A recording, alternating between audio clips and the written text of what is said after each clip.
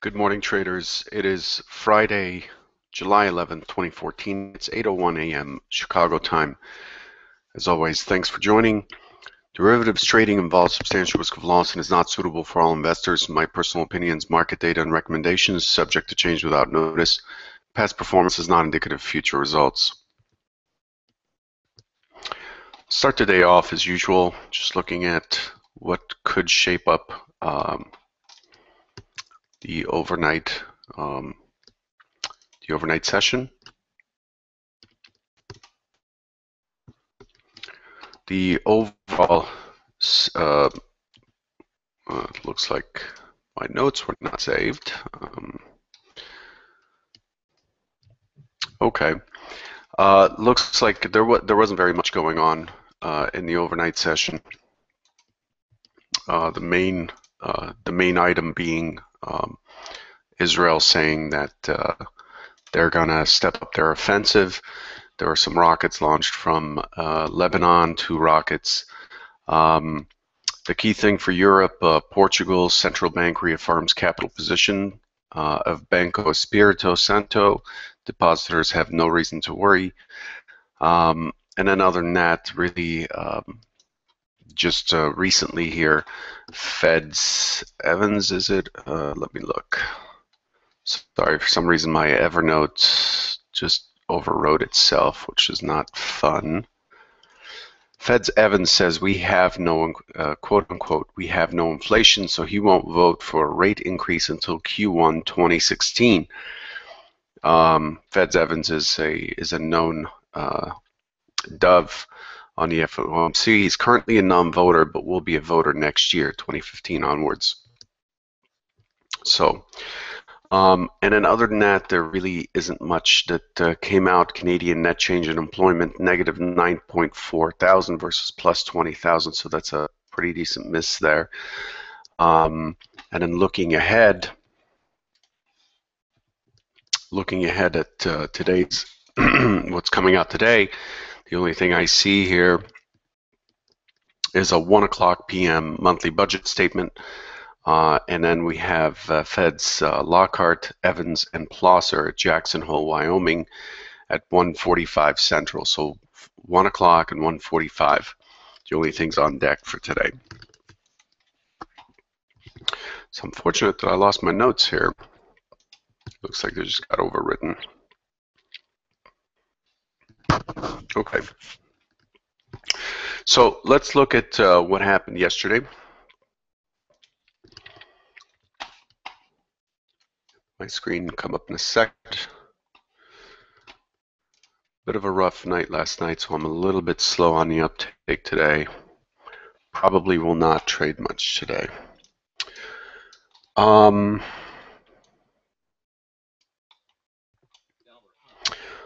right, so yesterday open auction out of range. We opened in a pretty decent sized gap. The close of the prior session 67 and a quarter. We opened at 47.50, so about 20-point gap.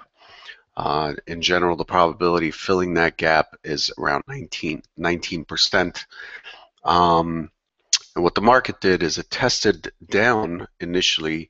And if you remember from yesterday's video, the hypothesis was for responsive buying back up into 53, and then looking for 55.50 for a target, and then 58 and a quarter next. The expectation was that it wasn't going to push all the way into the prior day's range on an up day.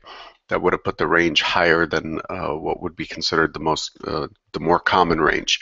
However, what it did do, and by the way, in yesterday's Trader Bite, pre-open Trader Bite, I did say that I'm expecting it to push through 45 and a quarter, which was the overnight low, and kind of at least one ticket or touch it to fulfill the overnight stat and push through. And then we would get more confident buyers, and it did not do that. It pushed lower, but it missed the overnight low by 2 ticks, leaving it just sitting there unfulfilled. So it put in an opening swing of 45.75 to 51.50, chops around for a little bit, with an upward skew as expected, then pushes into 53, chops around through 53 up to 54.25, pulls back. The point of control is moved to basically 53, and then it just continues to push towards 58, which was our upper target, 58.25, pushes to 58, so it misses it by a tick. That was the prior day's low. Pull back to the opening, to the IB high. Now we have this LVN left behind at 54.25. You want to make a note of that. And then as it chopped around, it found the energy to make an initial push towards value low from Wednesday, falls back out of the range, and then finally breaks into value and pushes right into the low volume node left behind on Wednesday. So if you look at Wednesday, right here at 64, you have multiple touches of 64, and then retests from above, leaving this LVN, this key LVN open from Wednesday, and that was our high a day yesterday. Very methodical market. It's always nice when the market does not have central bank influence or ideas that it's waiting for. So key artifacts to note. Are it failed to take out the overnight low, so it just could not find sellers. Short-term traders were in control early.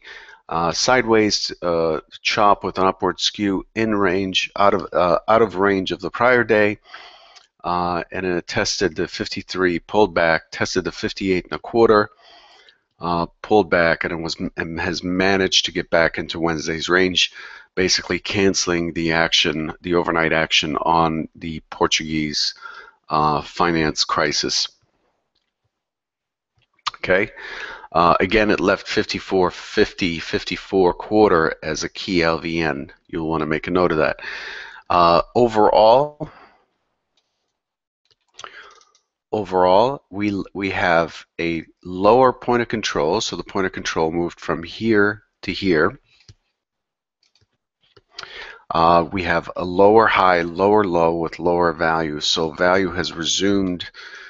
Even though it was able to climb higher on Wednesday on a pullback, it has resumed its stance to go lower. So I have this bigger time frame trend going back to the peak from Thursday, downsloping trend line or channel. But then yesterday, the immediate channel was pointing upwards. So I expect a fair amount of conflict this morning. I'm expecting that the market's likely to trade in range today and just chop around within yesterday's range. I don't expect very much to kick it in any given direction. We'll see what happens, but I'm not seeing a catalyst, and having a monthly budget statement and the Fed speakers who have nothing new to say is probably not going to do it. Now remember, the intermediate and long-term trend is still long. It's still bullish. So despite the fact that value has moved lower and the market has accepted value lower down here in the 58.25 down to 54.25 area, it's still a it's the greater force is, or the stronger winds are still in the direction of the bulls. Okay. Other than that, I don't really have very much to share with you. It's really expected to be a fairly dull day. Overall, the market continues to go sideways after making a high with very little participation on either side. The delta is just not moving at all. It's not giving us any indication at all. It's just sideways and tends to react more strongly on moves lower. So if you look at this low here, it made a lower delta than this low here, which was done overnight, whereas this delta was done during the day. So that, you need to, that's why I have these green bands. You need to correlate when when those lows were made. But overall, the market reacts better to selling on the delta than buying, as we see here. So other than that, it's Friday. The risk, the additional risk for today really is whatever's going to shake out in Israel, which that conflict's been going on for what, 70 years or something. We don't expect too much out of there. Iraq has quieted down. The Kurds have taken back the Kirkuk oil field and have secured it. ISIS still establishing themselves as a sovereign nation. The usual stuff. I don't see anything else. The key element, of course, is going into the weekend. Today being Friday, expect the market to slow down fairly early, and as always, is what's required for all traders. Always be aware of where you are emotionally. Are you getting caught up in the action to a point where you're getting emotionally invested in your trades? That's not a good thing. We do not want to be emotionally invested in our trades. We want to trade the probabilities and what the market's giving us as far as information and context, okay? I'll leave you with that. I know it's a short one, but I'm just not feeling so great today. And there's really not much to cover. I want to remind everyone I'm going to be on Top Step Traders Squawk Radio today at 10:45 Central, 11:45 Eastern, and the subject matter is summer trading. What to do during summer trading. So that's going to be at 10:45. I just retweeted their link, and we'll be retweeting that again. So join us for that. Stage 5 traders, we have our Ask a Question webinar at noon. We'll go over the pop quiz results, and then that'll be it for today. Take care, and thanks for joining. Bye.